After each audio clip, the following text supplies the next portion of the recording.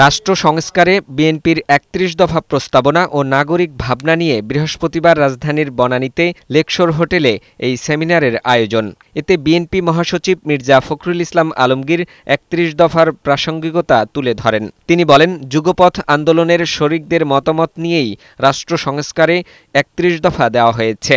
এই সফলতা তখনই পূর্ণতা পাবে যদি আমরা সত্যিকার অর্থেই একটি লিবারেল ডেমোক্রেসিকে আমরা এস্টাবলিশ করতে পারি। সেমিনারে লন্ডন থেকে ভার্চুয়ালি যুক্ত হয়ে বক্তব্য দেন বিএনপির ভারপ্রাপ্ত চেয়ারম্যান তারেক রহমান।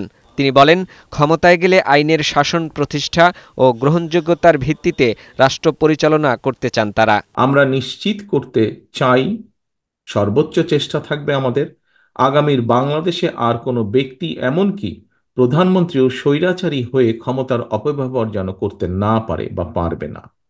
রাষ্ট্রের সর্বোচ্চ পর্যায় থেকে শুরু করে সরকারের প্রতিটি লেভেলে চেষ্টা করা হবে নিশ্চিত করতে কেউ জবাবদিহিতার ঊর্ধ্বে নয়, কেউ আইনের ঊর্ধ্বে নয়। তিনি বলেন, ক্ষমতার পরিবর্তন মানে এক দল থেকে অন্য দলের কাছে ক্ষমতা হস্তান্তর নয়। প্রধানমন্ত্রীর সমালোচনার জন্যও যেন কাউকে হেনস্থা না করা হয় সেই বিষয়ে নিশ্চয়তা দেয়া হবে। গণমাধ্যমের সম্পূর্ণ স্বাধীনতা দেওয়া হবে। দেশ গঠনের দায়িত্ব সবার এবং আমরা মিডিয়ার নিউট্রাল এবং অবজেক্টিভ রোল প্রত্যাশা করি।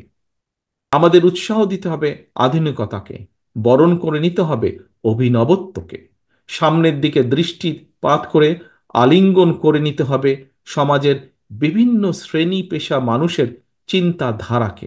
সুনির্দিষ্ট লক্ষ্য নিয়ে দেশ গঠনে সবার অংশগ্রহণ ও ভূমিকা জরুরি বলেও উল্লেখ করেন বিএনপির ভারপ্রাপ্ত চেয়ারম্যান তারেক রহমান। ফাহিম মুনাইম, বৈশাখী সংবাদ, ঢাকা।